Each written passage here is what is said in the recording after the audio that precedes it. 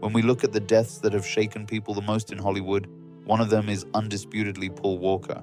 In previous episodes, we touched upon the life of Heath Ledger, and many of you really loved that video.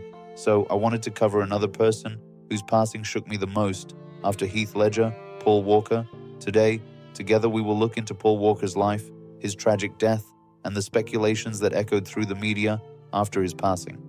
Before we move on to our video, don't forget to subscribe to my channel, like my videos, and leave a comment to state both your thoughts on this video and who you want to see in the next episode. Now, if you are ready, we can dive into the video. When the calendar read September 12th, 1973, Paul William Walker IV was born in Glendale, California. He opened his eyes to a world that, much like Jake Gyllenhaal's, was not far from Hollywood at all. His mother, Cheryl Walker, had worked as a model at one point and was a woman highly accustomed to the camera world. His father, Paul Walker III, was a contractor. At the same time, he was interested in boxing in his youth and lived a highly disciplined life. It was the combination of these two different worlds that began to shape Paul Walker's character, starting from a very young age. While there was a world oriented toward aesthetics, art, and cameras from his mother's side, there was a world of discipline, physical strength, and determination from his father's side. Paul Walker grew up in a family with 5 children, and this situation led him into a race to prove himself and stand out among his siblings. However, of course, he never ignored or sidelined his siblings for the sake of his ambitions or fame. His family held Mormon beliefs, which had a direct impact on his upbringing. He was raised with discipline, value-oriented, and within certain boundaries. Yet, this discipline was not the kind that restricted him or raised him in a bigoted way, as it might form in your mind. This discipline, rather than being something oppressive, became a foundation that shaped his character. Even as a child, he possessed a striking physical appearance. He had bright blonde hair, ocean blue eyes, and a unique natural charisma. This look made him a perfect fit for the camera. For this reason, he began to appear in the world of commercials when he was still very young. As you know, for many children, the first camera experiences are quite terrifying, anxiety-inducing, and nerve-wracking, but for Paul, this process was completely natural. He was incredibly comfortable in front of the camera, and this ease showed the people around him that Paul would have a highly successful acting career in the coming years. Throughout the 1980s, Paul Walker began to find his place in the industry with small but numerous minor roles. This period was almost like an acting training process for him. There were no big roles, no massive successes, but every set, every scene, and every small role increased his experience. The sense of responsibility that came with working at a young age also caused him to mature much earlier than his peers. Yet Paul Walker never became the classic child star that typically comes to mind. While many children in Hollywood fall apart, unable to handle the fame, money, and stardom gained at a young age, he followed a much more balanced path. Perhaps the family environment he grew up in, which we mentioned at the beginning, played a massive role in this. He had a family structure that didn't keep him under constant restriction, but always guided him toward the right path. This allowed him to keep his feet firmly on the ground and progress smoothly on his journey. In his youth, Paul Walker was no longer seen just as a child actor, but as a young talent with a very bright future in Hollywood. In the 1990s, he began to star in television series and youth films. This period was a transition phase for him. He was gaining more visibility and taking part in much larger projects. His performance in the series The Young and the Restless was highly praised by critics and audiences alike, causing him to be seen as a much more serious actor in the television world. The projects that followed, such as She's All That and Varsity Blues, massively increased his popularity among the young audience. The film Varsity Blues in particular proved that he was not just handsome or someone who looked good on camera, but an actor who could truly carry weight on the screen. Yet, we still couldn't call Paul Walker a global superstar or an immensely popular actor at that time. Something was still missing. He hadn't experienced that major breakthrough in his career yet. Paul Walker did not behave like a typical Hollywood star in those days. Parties, tabloid scandals, and sensational relationships were never at the center of his life. He was always focused on his career and his acting. So to speak, instead of wasting time in a small pond, he dreamed of swimming in a vast ocean. Furthermore, this ocean dream I mentioned wasn't just a metaphor. He genuinely possessed a deep interest in marine biology and wanted to pursue an education in this field. Now he had 2 great passions in his life: the ocean and cars. These 2 passions were so intense that they often surpassed even his acting dreams. Right around this time, as the year 2001 approached, Hollywood was in search of something new. It wanted a concept that brought together action, speed, and youth culture, one that would glue both young audiences and action lovers to the screen. It was at this exact point that the Fast and the Furious project emerged. This film appeared to be just a racing action movie about street racing, but though no one realized it at the time, this project was the starting point of a massive culture. When Paul Walker was cast as the character Brian O'Connor, he didn't know how much this role would change his life. But what he was certain of was that this role would completely alter his destiny and rewrite his life, because he was an absolute die-hard car enthusiast, and this film was practically tailor-made for him. Even though the character Brian was a police officer, he was someone who infiltrated the criminal underworld and over time formed deep emotional bonds with that world. He was a character caught in between the bright side he belonged to, the police force, and the dark side he connected with from his heart. When this complex structure merged with Paul Walker's natural acting style, an incredible character emerged. People formed a truly deep connection with Paul Walker's character, and Paul Walker had made a beautiful entry into the car world that he was already passionate about in his personal life. Because of this passion, he wasn't just acting out the character Brian, he was truly living him. He genuinely inspected the cars, modified them, and drove them. Therefore, the scenes didn't look fake. Every gaze, every drive, and every dialogue felt real. In fact, many of them were exactly what Paul felt inside. Moreover, the success of the film went far beyond expectations. It made a massive explosion at the box office and reached cult status in a very short time. Paul Walker was no longer just an actor, he had become a global star. While this film made him feel his passion for cars down to his bones, it also brought him something much different: true friendship. Introduced during the project, Vin Diesel played the character Dominic Toretto in the film, and a real friendship formed between this duo, far beyond just being co-workers. This friendship reached such a level that the two eventually saw each other as real brothers and spoke of themselves as a family. Because the chemistry of the duo on screen was fueled by their real-life relationship, audiences never felt any artificiality in their scenes.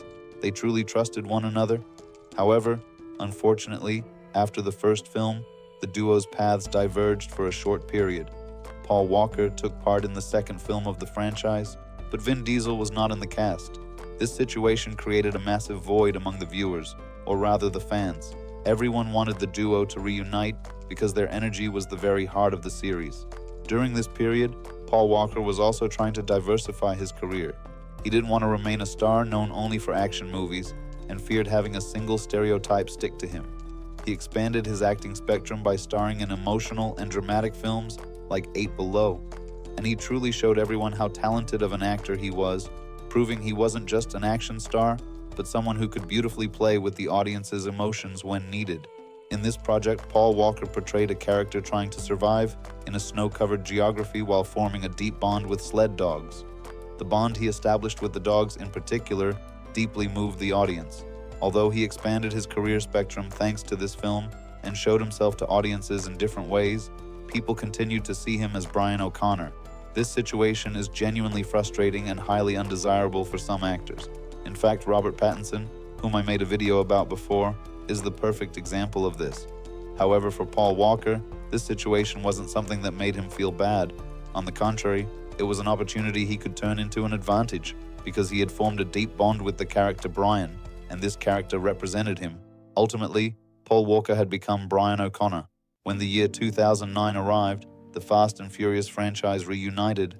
The magnificent duo, Paul Walker and Vin Diesel, met in the same project once again. This marked the beginning of the franchise's second golden era. With Fast 5, the series ceased to be just a car movie. It transformed into a global action phenomenon. Now, there were much bigger stories, much grander action, and much deeper emotions delivered to the audience. Yet at the center, the magnificent duo of Paul Walker and Vin Diesel remained. Even though Paul was now a globally recognized star, he lived a peaceful life. He preferred to stay away from the chaotic life of Los Angeles, spending most of his time in coastal towns and diving into the ocean. He lived a life intertwined with nature. In fact, he even took part in National Geographic projects for a period. He swam with sharks and starred in documentaries. This situation was actually the clearest indicator of how unique and cultured of a person he was. His private life, just like his daily life, was far from the spotlight and calm. He never wanted or liked being at the center of the tabloids. However, the most important person in his life was his daughter, Meadow Walker. Meadow was literally the meaning of his life. Even with intense filming schedules, he evaluated every opportunity to spend time with her and took care of her beautifully.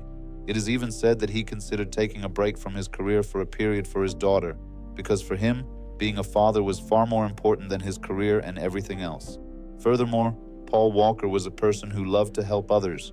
After the massive earthquake in Haiti in 2010, he didn't just settle for making a donation, he personally went to the region and participated in relief efforts. This event deeply affected him and became a life-changing milestone. After this event, Paul Walker founded the relief organization called Reach Out Worldwide, and this organization consisted of a team that responded rapidly to natural disaster zones. Paul Walker was not just the founder of the team, but an active, hands-on member. Paul Walker's life was now split in two. On one side, he took part in massive projects and advanced his career. On the other side, he appeared as a volunteer worker in disaster areas. Of course, his passion for cars continued at full speed. He took part in documentary-style car projects, traveling to different countries and driving magnificent cars. Right around this time, while his life was going beautifully and everything he touched was peaking at the top, a dark day began. November 30th, 2013, started like any ordinary day for him. That day, he attended an event organized for the Reach Out Worldwide charity he founded. The event was held to raise funds for people affected by the massive typhoon disaster in the Philippines. When the event ended, Paul Walker left the venue, and alongside him was Roger Rodas, who was both a professional racer and a very close friend. Rodas was an extremely experienced driver regarding high-performance vehicles, and that day, he was driving a magnificent car, a Porsche Carrera GT. This vehicle was one of the fastest and hardest to control supercars in the world. The two got into the vehicle and set off. Rodas was at the wheel, and while the car was traveling at high speed, it suddenly went out of control. It struck a tree first, and then a light pole. The car was torn to pieces by the impact and caught fire within seconds. Everything happened so fast that intervening was, unfortunately, impossible.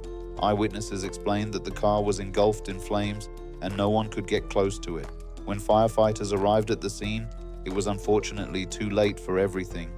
Paul Walker and Roger Rodas had lost their lives at the scene. The moment this news spread, the entire world was shocked. Everyone was stunned and frozen, as if struck by a heavy blow.